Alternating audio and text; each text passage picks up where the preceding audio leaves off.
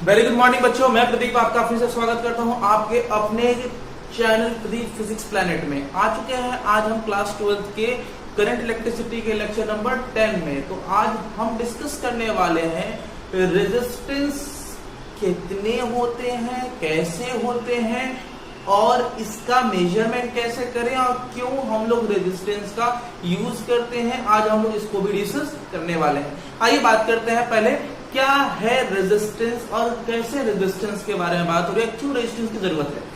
अब थोड़ी बातें और थोड़ा क्लियर करते हैं। देखिए, कहानी ये थी कि रेजिस्टेंस जो है हमारी लाइफ में अच्छी चीज तो नहीं है, ये बात आपको समझ में आती है, क्योंकि रेजिस्टेंस क्या करता है, विभव का अपतन करता है, पोटेंशियल को ड्रॉप करता है।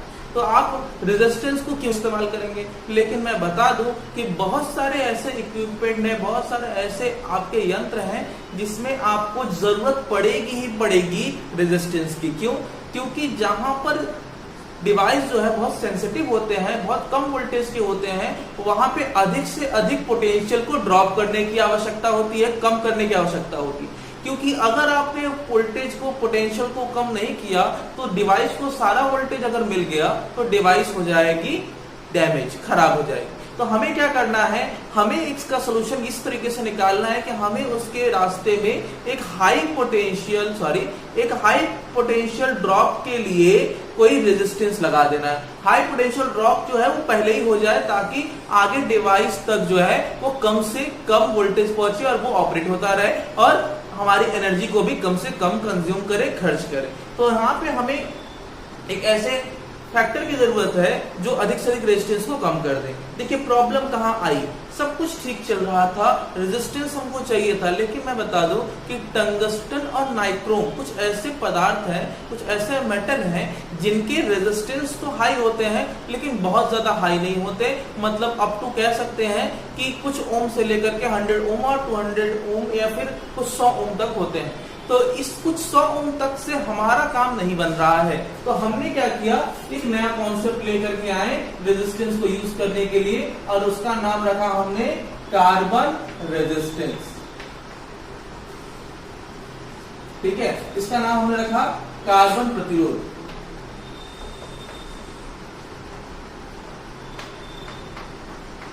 तो कार्बन प्रतिरोध क्या है? कार्बन प्रतिरोध हमारी उसी रेजिस्टेंस की कमी को पूरा करने वाला कॉन्सेप्ट है। क्या करता है ये, अधिक से अधिक आपके पोटेंशियल को पहले ही ड्रॉप कर देगा। मतलब अधिक से अधिक रेजिस्टेंस जिसका होगा वही पोटेंशियल मतलब विभव का पतन कर सकता है।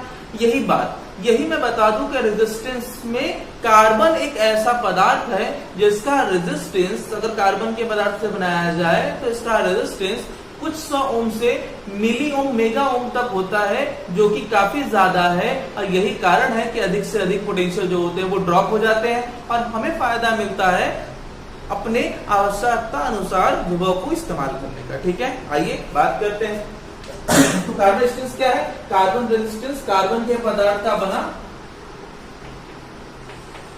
कार्बन प्रतिरोध,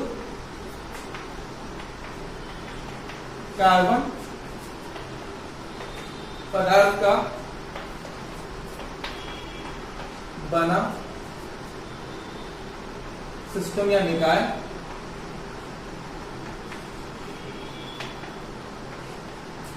होता है जिसका प्रतिरोध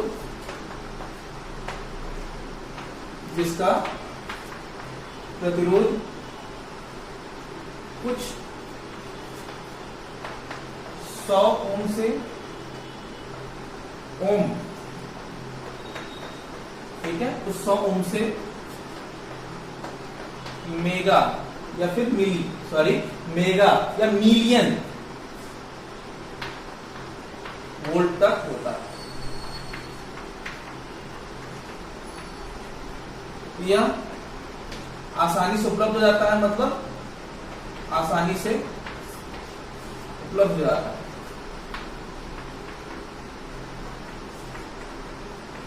मतलब क्या होगा, ये सस्ता होता है।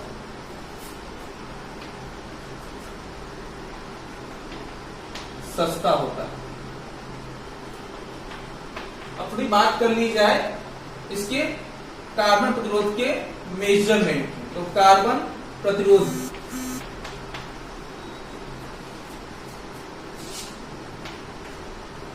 का वर्णक्रम। ये वर्णक्रम क्या होगा? वर्णक्रम प्रतिरोध या वर्णक्रम, ठीक है। अब कहानी यहाँ पे ये आ जाती है कि रेजिस्टेंस जो है वो कार्बन का बना है, क्योंकि कार्बन आपको बहुत अच्छे से पता है, कार्बन पदार्थ आसानी से अवेलेबल है, कार्बन का बना हुआ है, तो इसका रेजिस्टेंस क्या सबका सेम होगा, अलग अलग होगा? क्या सारे रेजिस्टेंस आपने देखे ही हैं? यकीनन आपने देखा है, बस आज हम आपको थोड़ा रिमाइंड कराने जा रहे हैं कि आपने कहाँ देखा है। आइए देखते हैं। देखिए बच्चों, कार्बन प्रतिरोध के वर्णक्रम की कहानी क्या है? तो देखिए मैं बता दूं कि ये रेजिस्टेंस अगर आपने देखा होगा तो कुछ इस तरीके का होता है, ठीक है। तो इस तरीके का होता है, और यहां पर ये इस तरीके से 3 ये बैंड हो गए और एक एक्स्ट्रा बैंड होता है ये, ठीक है। तो ये 4 बैंड आपके मौजूद है। इसमें हर बैंड का अपना वैल्यू होता है, ए बी सी, और अगला बैंड जो है वो डी हो जाएगा। तो इस तरीके से 4 बैंड हो गए। ये 4 बैंड का मतलब 4 बैंड रेजिस्टर कहलाता है। 4 बैंड रेजिस्टर, ध्यान दीजिएगा, 4 बैंड रेजिस्टर, ठीक है। इस 4 बैंड रेजिस्टर का अपना रेजिस्टेंस होता है, कितना होता है? इस 4 बैंड रेजिस्टेंस का अपना रेजिस्टेंस फॉर्मूला होता है, मतलब कार्बन प्रतिरोध, कार्बन प्रतिरोध का मापन सूत्र। मापन सूत्र कितना होगा बच्चों? R इज इक्वल टू होता है बच्चों ये A B into 10 to the power C plus minus D%। अब ये सब क्या होते हैं कि करके हम बात करने जा रहे हैं इसके बारे में, ठीक है। आइए थोड़ा समझते हैं कि इसमें ए बी और सी और डी का मतलब क्या है। आइए थोड़ा समझने की कोशिश करें। देखिए, मैं ऊपर के सेक्शन में इन सब चीजों को व्यक्त करने जा रहा हूं। ए बी और सी का मापन का एक ऑर्डर बताया गया, ठीक है। पहला ए, स्मॉल ए से बात करूंगा, ए बी तथा सी वर्णों की कोडिंग। अब ये कोडिंग क्या है? तो ये जो कोडिंग है, इस कोडिंग की सहायता से ही हम रेजिस्टेंस की वैल्यू फाइंड आउट करेंगे, ठीक है। इस कोडिंग की सहायता से, ये कोडिंग देखते हैं क्या है। कोडिंग बच्चों आपको याद रखने वाली जरूरत है। क्या है तरीका याद रखेगा? तो पहले मैं लिखने जा रहा हूं कोड। कोड याद रखिएगा, पहले होगा कोड। कोड क्या है? B B Roy good boy very good wife, ठीक है। BB Roy good boy very good wife, याद रखिएगा ये ऑर्डर है। ये ऑर्डर मैं बता रहा हूं, इसी ऑर्डर में आपको कोडिंग याद करनी होगी। कोई टफ काम नहीं है, 10 कोडिंग है बच्चों, आसानी से याद हो जाएगा। आइए थोड़ा बात करें इसकी कोडिंग की कहानी क्या है। अब इस कोडिंग का कलर क्या होगा? तो अब मैं वर्ण के बारे में बात करूंगा, इसकी वर्ण क्या होगी, ताकि हम कोडिंग को डिकोड कर सकें। इसकी कोडिंग 0 1 2 3 4 5 6 7 8 और 9, ठीक है। तो क्या टोटल 10 हो पाए? बिल्कुल 10 हो गया। 0 से आप चलेंगे तो 9 तक पहुंचेंगे तो ये 10 हो गया। अब मैं बात करूंगा ये कलर कौन कौन से हैं, ठीक है। कलर कौन कौन से हैं, ये कोड है बच्चों, ध्यान दीजिएगा, ठीक है। कोड और ये आपके क्रम। अब मैं बात करूंगा वर्ण। वर्ण का मतलब होता है बच्चों कलर। सबसे पहले बी का मतलब ब्लैक, ठीक है, ब्लैक। फिर उसके बाद बी का मतलब ब्राउन, फिर उसके बाद बी का मतलब रेड, फिर इसका मतलब ऑरेंज, फिर इसका मतलब येलो वाई का, फिर ग्रीन, ब्लू, वायलेट, ग्रे फिर उसके बाद लास्टली मिलेगा आपको व्हाइट। आई होप आपको वहां तक दिख रहा होगा, व्हाइट तक। चलिए, तो ये कोडिंग हो गई। BB Roy good boy very good wife की कोडिंग हो गई 0 1 2 3 अप टू 9। और बच्चों ये इसके कलर्स हो गए, ठीक है। देन हम चलेंगे अगले फोर्थ बैंड की ओर। ये 3 बैंडों के लिए ये कलर कोडिंग फॉलो होगी, और जो अगला बैंड है उसको क्या कहते हैं, तो अगला जो बैंड है उसको हम लोग कहते हैं डी बैंड, ठीक है। डी बैंड के लिए ये भी बैंड होता है, अगर आपने देखा हो छोटा सा, डी बैंड के लिए, डी बैंड के लिए बच्चों, डी बैंड के लिए ये कहानी कहलाती है टॉलरेंस। टॉलरेंस, इसको हम लोग कहते हैं रिलायबिलिटी। रिलायबिलिटी, ये रिलायबिलिटी, सहनशीलता क्या होती है, आइए थोड़ा समझने का पहले प्रयास करें, फिर उसके बाद। सहनशीलता का मतलब होता है कि अगर आपने रेजिस्टेंस यूज किया है तो वो रेजिस्टेंस कितनी क्षमता तक अपने आप को बचाने की कोशिश करेगा, बचा लेगा, इसे हम कहेंगे टॉलरेंस, ठीक है। तो आइए मैं बात करूं इसकी टॉलरेंस की कहानी क्या है। इसकी टॉलरेंस की कहानी 3 कलर में होती है बच्चों, ठीक है। इसकी टॉलरेंस की कहानी 3 कलरों में होती है। कौन कौन से कलर, ये मैं अब मिटा दूं इसको। कहानी 3 कलरों में होती है। आइए उन कलर को थोड़ा एक बार देख लिया जाए। इस टॉलरेंस का कलर कौन कौन सा होगा, इसकी कहानी देखिएगा। ये मैंने डिवाइड कर डाली, ठीक है। इसमें सबसे पहला वर्ड इधर होगा और इधर उसकी प्रतिशत वैल्यू होगी, मान होगा,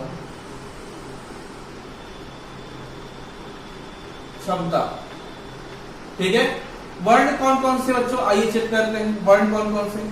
वर्ण में सबसे पहला जो वर्ण आता है आपका, वो कहलाता है आपका गोल्ड। फिर उसके बाद आता है सिल्वर, और बच्चों फिर उसके बाद आता है नन, कुछ नहीं। गोल्ड के लिए इसकी जो सहनशीलता होती है, क्षमता होती है, वो होती है 5%। सहनशीलता इसकी जो है वो 5%, मतलब इसका जो टॉलरेंस होता है वो 5% तक होता है, ठीक है।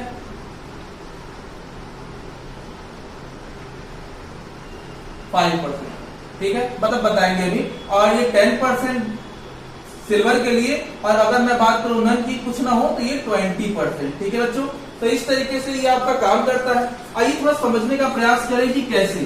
फॉर एग्जाम्पल मैं अगर बात करूं कि किसी रेजिस्टेंस का जो वैल्यू है वो 100 ओम है, और अगर इसके चौथे बैंड को गोल्ड बैंड कर दिया जाए तो इसकी टॉलरेंस क्या होगी, 5%, मतलब ये लगभग 100 प्लस माइनस 5% तक काम करेगा, मतलब ये लगभग 105 ओम तक परफॉर्म कर सकता है। उसके बाद ये क्या होगा, डैमेज हो जाएगा, डिस्ट्रॉय हो जाएगा, खराब हो जाएगा, ठीक है। आगे बढ़े तो ये कहानी क्लियर हो रही है। गोल्ड बैंड 5%, सिल्वर बैंड 10% और नन मतलब 20%, ओके। देन अब थोड़ा एक एग्जांपल से ये बातें और क्लियर कर लेते हैं कि कहानी कहां तक पहुंच रही है।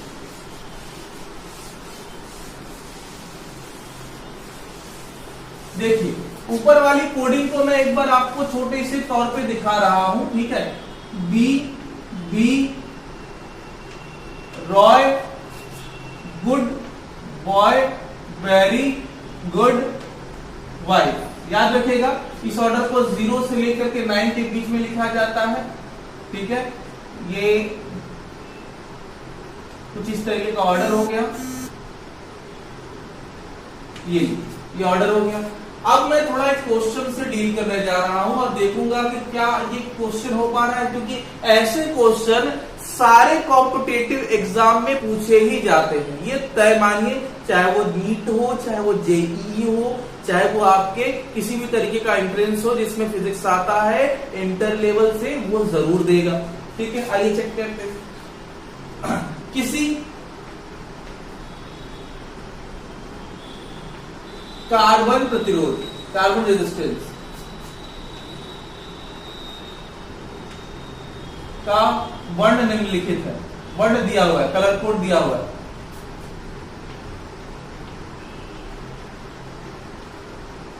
इसका वर्ड लिखे थे, इसका परिमाण निकालना, परिमाण ज्ञात करें।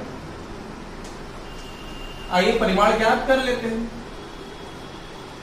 ठीक है, कैसे निकालेंगे बच्चों? तो एक काम करते हैं, पहले क्वेश्चन को अच्छे से समझेंगे। क्वेश्चन में क्या कह रहा है पहले देखिएगा। ये 3 बैंड है इधर और एक अगला बैंड यहाँ पर। ये रेजिस्टेंस दिया हुआ है, आपको देख लीजिएगा कैसा होता है। घर पे चार्जर वगैरह आपने देखा होगा ना, तो चार्जर वगैरह में भी उस छोटे से डिवाइस को आपने देखा होगा। ठीक है, ये लगा ही होता है उसमें भी, क्योंकि वहां पर भी आपके जो छोटे छोटे डिवाइसेस होते हैं, डायोड वगैरह होते हैं, उनको लो वोल्टेज चाहिए है और कम पोटेंशियल ड्रॉप पर वो काम कर पाते हैं। इसलिए अधिक से अधिक पोटेंशियल को हमें रेजिस्टेंस के थ्रू कम कर देना है। यहाँ पर पहला वाला कलर है रेड, ठीक है, दूसरा वाला कलर है यहाँ पे ब्लू और तीसरा वाला कलर है ये जो है वो येलो है और ये अगला जो कलर है वो है सिल्वर। ठीक है, तो आपको बताना क्या है कि इसका परिमाण क्या होगा। कोई इश्यू नहीं, आइए चेक करते हैं, देखिए कैसे सॉल्व करते हैं इसको। सबसे पहले चेक करते हैं कि ये क्या है, तो आप डिसाइड कर लीजिए। ए है वो रेड है, ठीक है, वो जो बी है वो ब्लू है और जो आपका येलो है वो सी है। ये आपका येलो हो गया, ओके, और पीला कलर। और यहाँ पर जो डी बैंड है वो दे दिया गया है सिल्वर। ये 4 बैंड रेजिस्टर है, आपको 4 बैंड रेजिस्टर ही पढ़ना है। 5 बैंड रेजिस्टर बहुत कम यूज होता है, वो आपको नहीं पढ़ना है अभी। आइए बात करते हैं कैसे सॉल्व करेंगे। तो फॉर्मूला मेरे पास रेजिस्टेंस का है A B into 10 to the power C plus minus आपका d%, यही फॉर्मूला है। ठीक है, इसलिए ओम में हम लोग लिख लेते हैं। आइए चेक करते हैं कैसे निकालें। ए की जगह पे आप लिख दीजिएगा ए की वैल्यू रेड, और रेड का वैल्यू क्या होता है 2, तो यहाँ पे 2 लिख दीजिए। फिर इसके बाद क्या है अगला बी, अब बी में क्या दिया हुआ है ब्लू, बी में ब्लू है तो ब्लू का वैल्यू क्या होता है ब्लैक ब्राउन। ठीक है, ब्लैक ब्राउन और ये है ब्लू, ठीक है 6, यहाँ पे 6 लिख दीजिएगा इंटू 10 टू द पावर सी सी का क्या है येलो, और येलो का बच्चों क्या होता है, येलो का होता है 4, तो उसका 10 टू द पावर 4 लिख दीजिएगा। और फाइनली प्लस माइनस डी, और डी वाला जो बैंड है वो क्या है, तो डी वाला जो बैंड है वो सिल्वर है, तो यहाँ पे आप क्या लिख दीजिएगा सिल्वर के लिए 20, सिल्वर के लिए बच्चों आपका होता है बच्चों 10%, ध्यान दीजिएगा 10% ओम। तो इस तरीके से ये इसका आंसर हो गया। क्लियर हुआ, ये आंसर है किसका, रेजिस्टेंस की वैल्यू निकालने का। ठीक है, एक क्वेश्चन हम आपको दे रहे हैं जो कि आप करेंगे घर पर बैठकर और इसको अटेम्प्ट करके मुझे आप बता देंगे अगले क्लास में या फिर मेरे कमेंट बॉक्स में बता सकते हैं। अगला जो क्वेश्चन है आपका कुछ इस तरीके से है कि एक रेजिस्टेंस दिया हुआ है यहाँ पर, और इस रेजिस्टेंस की जो बैंडिंग है ये कुछ इस तरीके से है। यहाँ पर आपका जो है वो ब्लू है, ठीक है, और ये पहला वाला बैंड, ये चौथा वाला बैंड है। अगला वाला जो बैंड है वो है येलो, ठीक है, और अगला इसके अगला वाला बैंड है वो रेड है, ठीक है, और ये आपका जो है वो गोल्ड है बच्चों। ठीक, तो आपको इसकी रेजिस्टेंस वैल्यू फाइंड आउट करनी है। आप इसका आंसर करके हमको अगले क्लास में जरूर डिस्कस करेंगे या फिर मुझे आंसर इसका भेजेंगे। ठीक है, मेरे डिस्क्रिप्शन में आपको मेरा नंबर मिल जाएगा। याद रखिएगा कि ये बहुत इंपॉर्टेंट फैक्टर आपने आज पढ़ा। ये तो होगा रेजिस्टेंस की बात। रेजिस्टेंस होते किससे बने हैं, तो कार्बन के बने थे। ये इसलिए यूज था क्योंकि इसकी रेजिस्टेंस वैल्यू हाई होती है। इसका मेजरमेंट हम लोग इसकी कोटिंग के बेसिस पर करते हैं। आप बाजार में जाएंगे तो सस्ते में अवेलेबल हो जाता है, 1 से 2 रुपए में ये आपको आसानी से अवेलेबल हो जाएगा, इसलिए इसको यूज करना ज्यादा आसान होता है। रेजिस्टेंस वैल्यू भी हाई है, ये फायदा मिला। अगली क्लास में हम लोग डिस्कस करेंगे कि रेजिस्टेंस को जोड़े कैसे। हमारे सर्किट में एक रेजिस्टेंस तो यूज नहीं होगा, मल्टीपल रेजिस्टेंस भी यूज हो सकते हैं, ताकि हम अपने हिसाब से अपने सर्किट को काम में ला सके। तो इसके लिए हमें जरूरत है रेजिस्टेंस की कॉम्बिनेशन की। उसके बारे में बात करेंगे अगले क्लास में। तब तक के लिए पढ़ते रहिए, अगले लेक्चर का वेट करिए। धन्यवाद।